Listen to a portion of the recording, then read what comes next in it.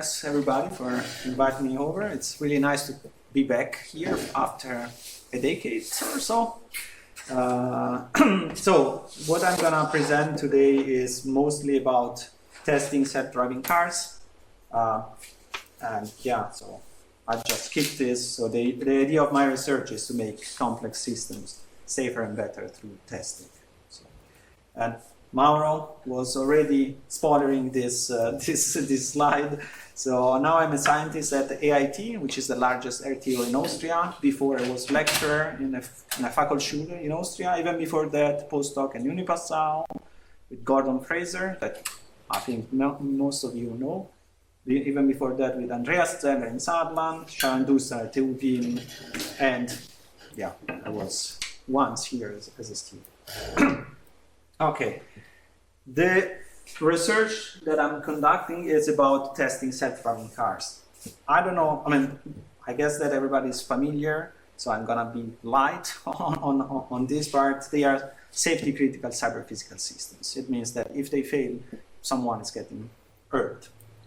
In this talk, just to set the stage, when I say ego vehicle, for those that are not into this domain, it means the self-autonomous driving car under test. And by NPC, non-playable characters, we refer to anything else that happens in the test that is usually pre-programmed. So part of these slides I took from my esteemed colleague, Vincenzo Riccio. So if you know them already, it's because I brutally steal it from him. So let's try to understand why we need to test autonomous vehicles. Okay, the obvious reason is safety, but the other interesting reasons, and we have an expert here, Paolo, among the others, that because somewhere those cars, they involve some machine learning AI, some system that is developed by training. And the question is, can we trust that? So I'm usually pessimistic. As a tester, I assume that software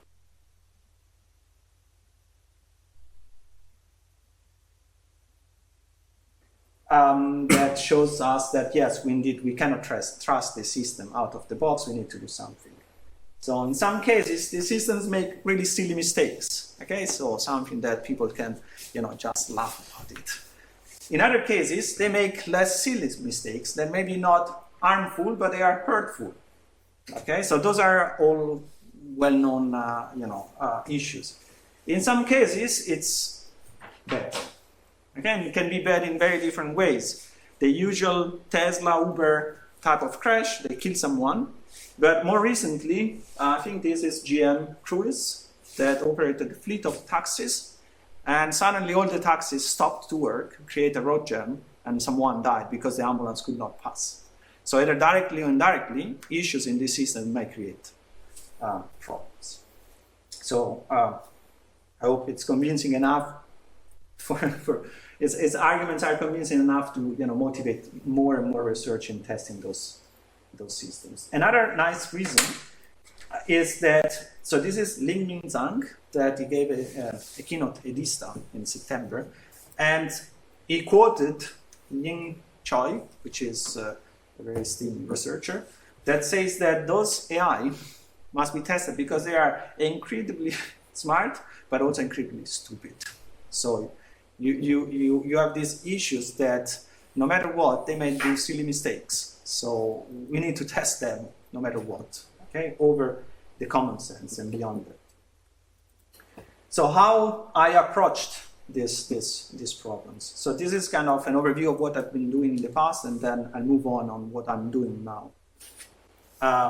So we start always from these assumptions that if you try to test this system by just running them on the road, it's going to be bad. It's going to be expensive, dangerous, and ineffective because you cannot cover many scenarios that you intend indeed to test.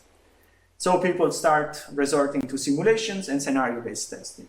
In simulation, you can create everything and anything, so you can test your software in many weird, critical situations without harm anyone, and doing that cheaply, somewhat reliably, and in a way that you can control it.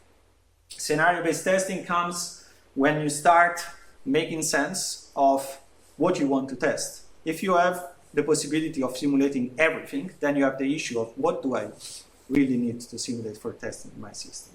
So this scenario-based testing is a way to organize this. So let's create situations that are kind of relevant and then generate simulations that implement these various scenarios such that I can test in somewhat accountable different ways my system.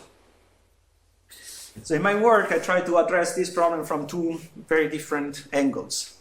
Using search to discover corner cases, cases that the developers may have not thought about, and what I call real-life inspired generation of scenario, which draws from observation that you can make from the reality that are not the sensors observation of your cars, for the simple reason that we don't have access to that. So if a Tesla crashes, Tesla will never give you the actual data. But someone may be there and says, oh, I was looking at the Tesla, I didn't stop at the red light and it was raining. And then from here you can try to build scenarios that will replicate this condition to test the system. So this is, I think, one of the first, if not the first work on generating virtual roads. So the idea is that we started from the very, very basic assumptions that if you want to test your car, it has to be at least be able to drive on a road when nothing else is there. Because it's already, if it cannot stay on the road, it's already problematic case. So it makes not much sense to try more complex cases. So we created this system where, starting from a model of a road, we generated 3D simulations that it's somewhat physically accurate. We run it, and then we let the algorithms evolve to try to find, more challenging, more complex, or more weird roads based on the feedback. So this is a very old video. You can see that BeamNG, this is the simulator that we use. It's kind of an old version, but the idea is that you keep repeating this until the car goes out. Then, and this is a collaboration with Paolo and his group, we refine these approaches up to a point that we started investigating feature maps. So now we can generate all sorts of roads. Some of them may be similar, make no sense to test multiple times them. We want to try to achieve some sort of coverage. But then roads are if you look at the road, you can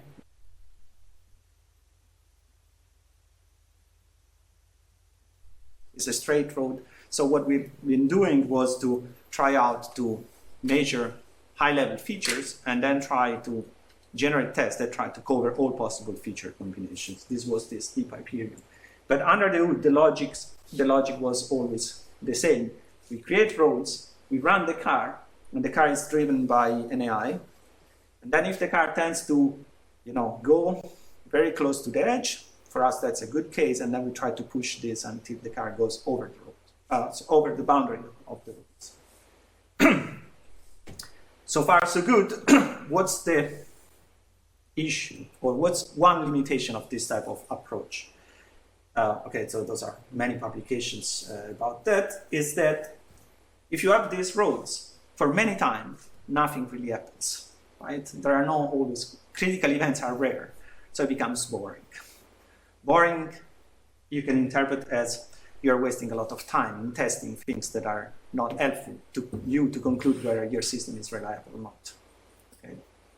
So then let's say, if I started asking myself, if I need to generate critical scenarios that are somewhat realistic. Okay, so generating a critical scenario where two cars collide, it's not hard if you don't make assumption. I can just drive into someone else and say, oh, this is a critical scenario, but probably it makes no sense for testing. So to try, to find sources of information, I stumble upon this idea that if you observe a crash in real life, this is going to be hopefully documented in a document that says, okay, vehicle A or B was traveling at this speed, in this road, with these conditions, and it gives you some sort of information that were relevant for the crash that they're describing.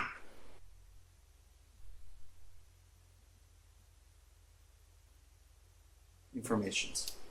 So I then started investigating techniques to extract useful information from police reports, such that I could create simulations that resembled those, in the hope of keeping relevant features alive from the text to the simulation.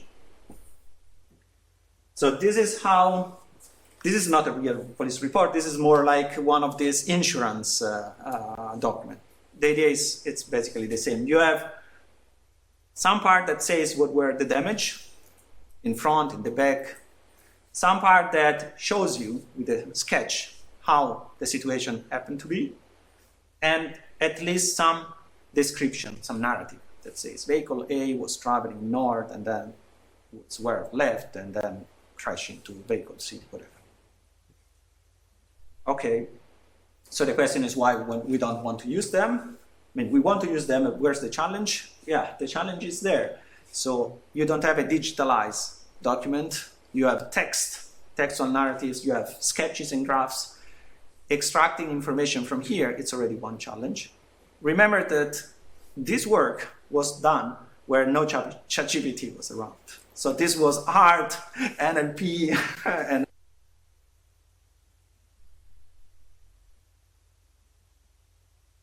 then extracting information is not enough, because I can tell you that a car was driving straight first, then it turned left, and then it crashed. How many situations could I generate with this information? This is an underspecified test case in a sense.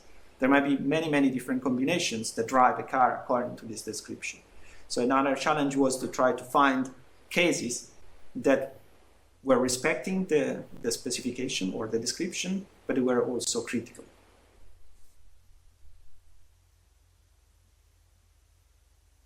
One is called ACER, and it uses NLP.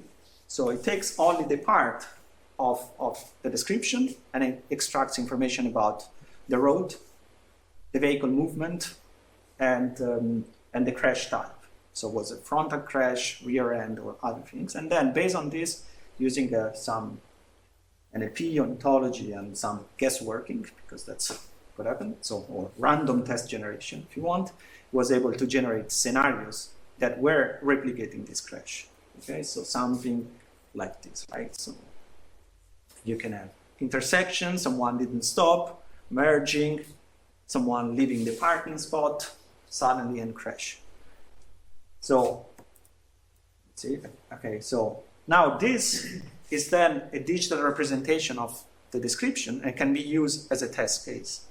Because if you take those cars and instead of replaying a trajectory, you plug in an AI, then you have a chance to test whether the AI would have avoided a crash that a human did not.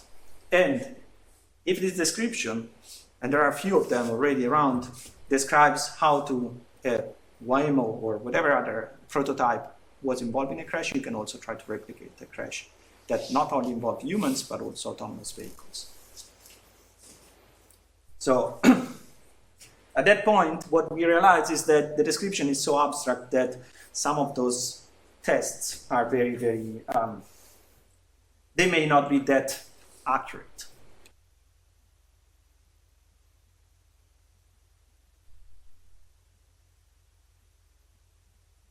Implemented a similar approach that takes a sketch of an accident, identify the cars that were involved, the time snapshot we called, in time where they were reported, and then we try to rebuild trajectories and roads exactly as shown in the picture. So this is one case where you have this kind of not really straight road and those boxes. The boxes represents the car, and the little arrow represents the direction and the rotation at some time in the past. So the challenge here is make sure that the car passes through the boxes or close by in a way that is compatible with this diagram. So there is no other information than what you see. So you have to understand that that one happened before that one, and so forth. So, and this is what we implemented. So a system that was able to control the two cars in a way that more or less was compatible with the diagram in this case. Okay, so, and as part of the future work, we haven't done it yet, would be to merge things together. Because then the descriptions provide you details that the graph does not provide you, but the sketch complements that. And this was done completely automatic. So you feed one of these images, and most of the time, this is not perfect, you get a simulation like this, where the road geometry is mimicking the actual one, and the movement, again, under some assumption of vehicle model and movement, replicate this. Once again, the idea is that once you have this simulation, you can plug an AI and then study its behavior. One application. Other applications may be you randomize this to obtain others, or you study. We use this in a European project on safety mechanism in cars, and they needed a way to generate simulations to study, relative speed and relative angles of the crash, and check if their actual physical metallic pieces on the car were robust enough. So those are other applications. Now, one thing that we realize, so this is like a progress, okay? You do something, you realize something better or different can be done, is that if you take the police reports, they don't tell you the whole history of the cars and travels, they just focus on the crash. Now, if you have the simulations, like 5 seconds, an AI, a planner, may be too late for avoiding a crash. So it's sometimes called unavoidable collision. You put the AI in a situation that cannot avoid, and again, does this make a good test case to check if the AI will react and avoid the crash? It's not entirely fair. So we had a little work on stretching those scenarios. So starting from a very small scenario like that, so you have one car coming there, one car coming here, how can you make it longer, going back in the past, such that, and this was the trivia part, the less trivia part is to ensure that when this travel here, it somewhat ends up in a as critical situation as it was before. But now, because there's more time, the planner, he can take, hopefully, a different action. Okay, so this was in the past. Publications, you can look at my web page. What I've been doing now in the last part. So again, we start from our results. We assess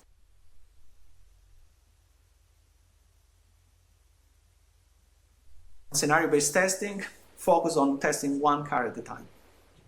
Okay, why? That's just obvious. That's your car, you want to test it, and then you try to test it as much as possible. However, doing so has some limitations. I will go back later. One big limitation comes from this ICSI paper. Maybe you know Joshua Garcia. The issue with synthetically generated critical scenarios is that they may not be realistic. They may move the other cars to crash into your car in a way that makes some violation to the traffic laws or the common sense. And those may result in basically a test case that ends up in a collision, but does not help you in finding a bug, simply because there's no bug to find in that specific case. So what they propose is to create test cases where you have multiple instances of autonomous systems together, and you get rid of any pre-programmed behavior. Because if a crash happens where all the autonomous vehicles, so your system under test, are involved, it's their fault, under some assumption of validity, of course. They don't involve humans, so everything is automated because we like that, but we already know, and someone here is working on this topic, that you need humans if you then want to have some guarantee that your car within humans will not crash, right? And then there are already studies that shows that when people interact with autonomous vehicles, when people realize that there is an autonomous vehicle, they change the way they drive, in the good and the bad. So in the US, it's common that you chase them and then you go off and then you try to tease them, and there's all sorts of things, but there is a change.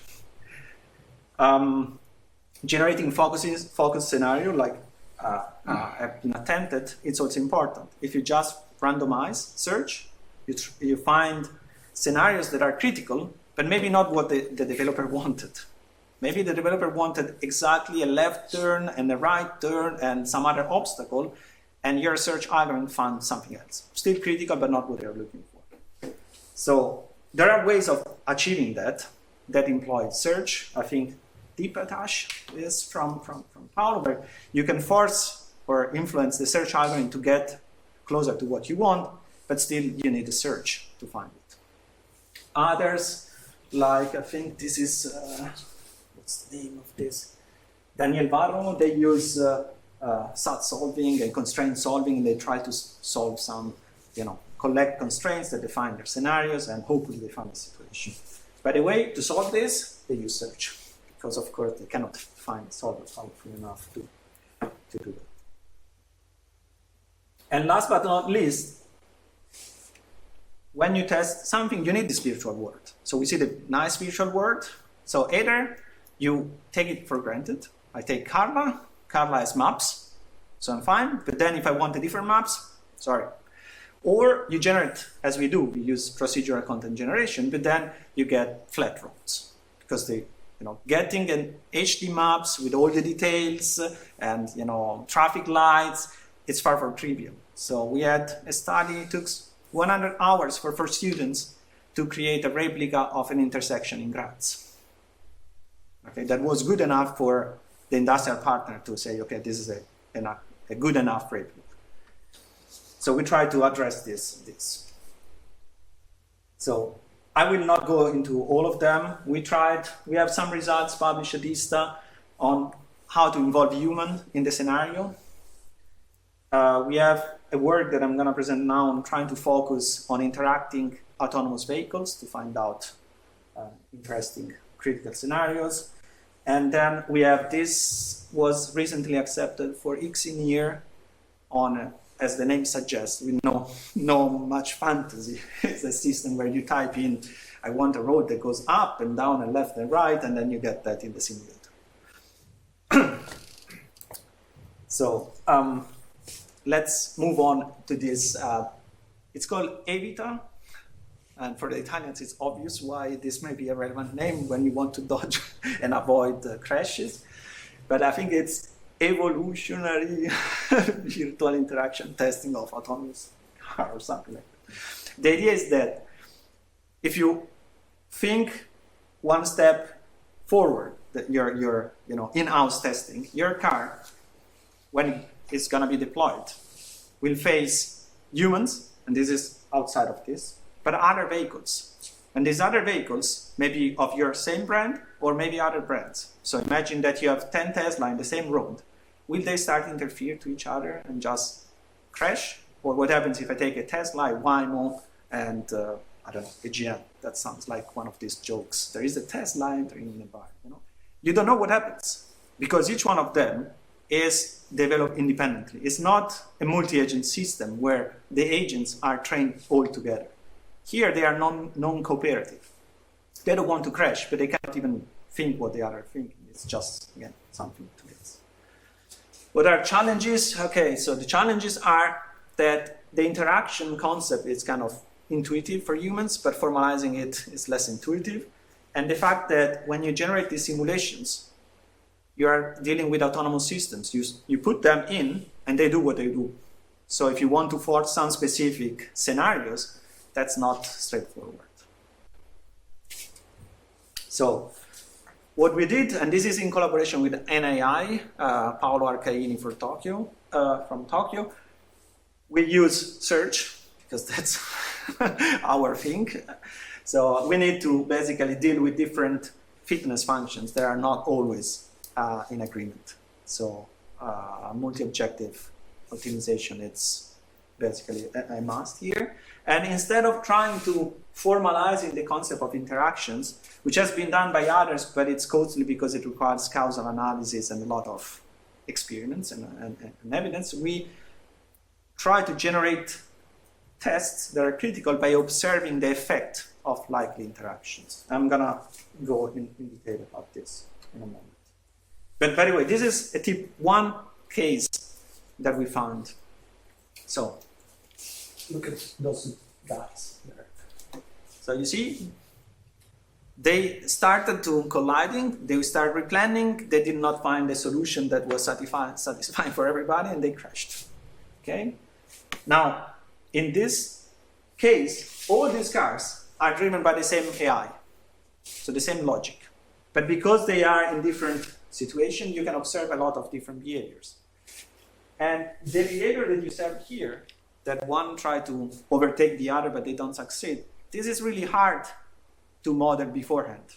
Of course, after I see this, I can regenerate a scenario where everything is pre-programmed except something, but to get to this, it's really hard.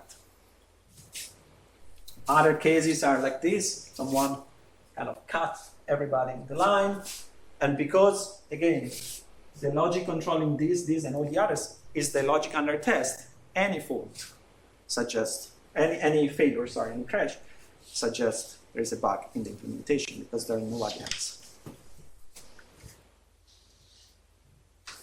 Now, how do we generate those critical scenarios using search? The core contribution here is to proxy these interactions. So instead of trying to guess what happens if I place two vehicles and say, will they interact and how, we run them and observe if their behavior changes. So the idea, I think it's beautifully simple, maybe too much, that's what reviewers say. We can observe, because we own the system under test, so we can observe something, some, let's say, gray box. What is their trajectory plan at any time, at any point in time? So in the case above, you see that the plan was to change lane. So if you compare the blue and the red trajectories, they don't differ much because it was the plan and it was followed. But in the second case, at some point something changed, right? So you see, you have a noticeable difference. Now, if this happens, when nearby there is another car, we conclude, which is unsound, that that car caused this behavior, right? Is an assumption, this is approximative. It would require causality analysis by adding and removing different cars to find out for real, but we don't have time because when you generate tests, you cannot spend hours doing analysis. You want to generate as many tests as possible. And for us, that was good enough. Why? Because the more of those events you observe after a scenario was executed, the better the scenario was ranked. So, and the idea of, oops, let's see, come on, not too much. The idea is that by maximizing the number of those interactions, we hope to cause more of these collisions. Why? Because they challenge the logic of the planner.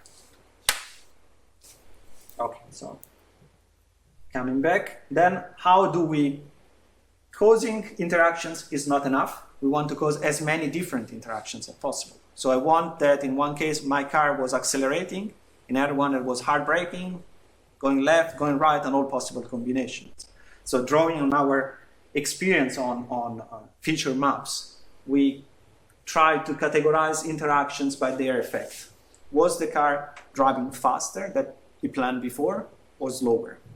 Or did it switch left, right, side because of an interaction? We can monitor this and we can create something that looks familiar to some. This is an interaction map. So this is just for reference. Basically, everything on the top part is observation or cases that we observe from the execution where the car turned left. Here was a light left turn. There was a kind of really drastic movement. Same goes from front and back. So if in the same time the car covered more space, it means that it accelerated. If it covers less space, it means that it braked. Okay, so the idea is if you can cover the entire map, you cover these interactions in our idea. So, right? So you try to have more combinations. Of course, depending on how you define how much is left and right and other things, you can have slightly different results. But the idea is that if you compare two generators, and one does not cover the part of the space, you can conclude that it was not causing this car to accelerate in a critical situation. So okay, this is the results are in the paper that hopefully we're going to publish soon. But this is the overview of our approach and this Doppler test that was published at ICSI. So they were able to, cover. The color, it's the amount of time we observe that. So darker color means that many times we observe this specific combination. By that white, it's we never observe. And they were able to create collisions and create different interactions, but not as many as we did. Of course, this was expected because our algorithm tries to maximize that they don't. This is not a conclusion we are better than them. It's that they are the only one doing testing of multi-agent systems at the same time. And that's the obvious baseline for us.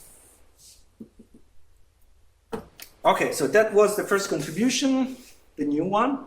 The next one is this, and then I'm going to conclude, so we have time for questions. So this goes back into generating scenarios that the developer has in mind. So I want a road that has some specific feature. I want an easy way, fast, to get there.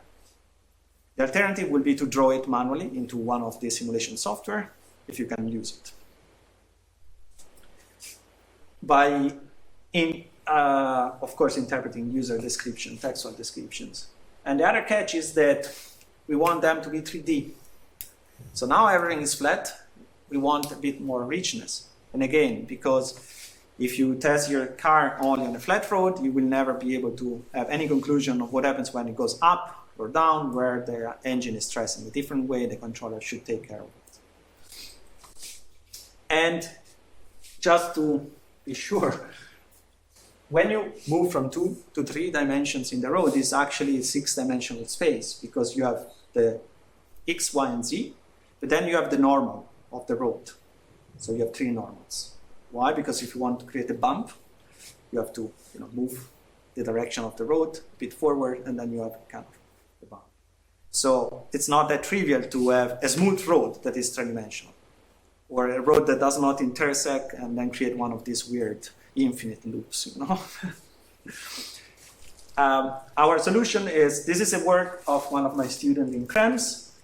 Says, let's try ask ChatGPT. So let's try to find a way to encode a prompt, interpret the results, feed it to a simulator such that it can create roads. And the basic approach was to use segments. So we asked ChatGPT a list of segments, and each segment has a property, the steepness, the directions, and what's not, and then we chain them all together to create roads. And for doing this, we instructed it with our ChatGPT to give us a nicely JSON-like object. So we can parse it with our code, procedurally generate the road. So we don't generate automatically the code in Python that implements it. We have an intermediate language. So I won't call it DSL, as many other papers that adopt this approach too. Because others, if you've been in DSTA, there were a couple of similar approaches for generating scenarios, not roads, and they invent their DSL to encapsulate this. For me, it's just JSON and data.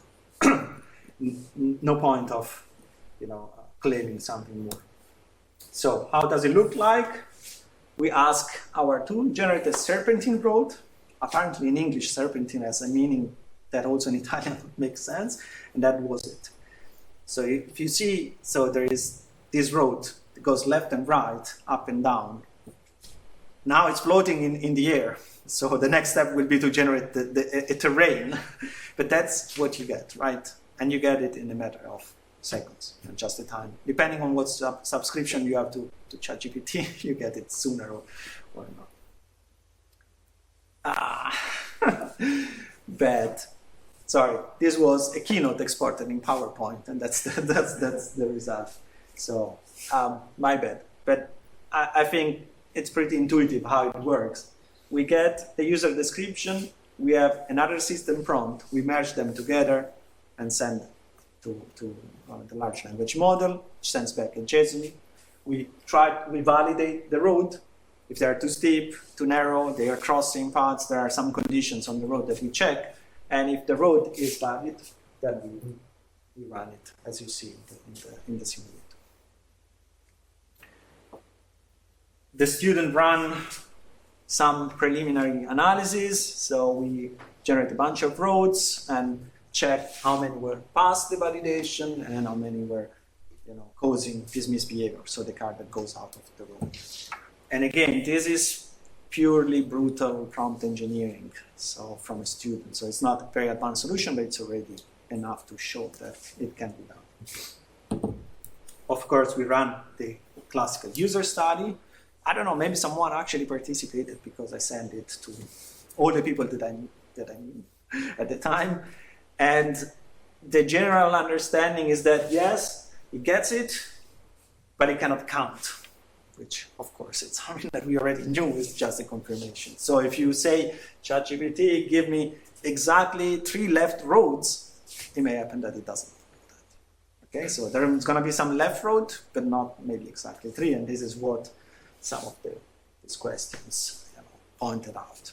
But again, from here, there is a space for improvement. Okay, so here was indeed a preliminary investigation to try to motivate whether it makes sense to train your own large language model or generative AI model. What's not.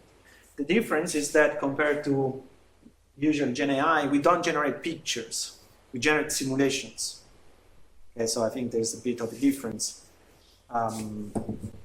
there. Okay, so getting to the end, I started working on this very challenging topic a few years ago.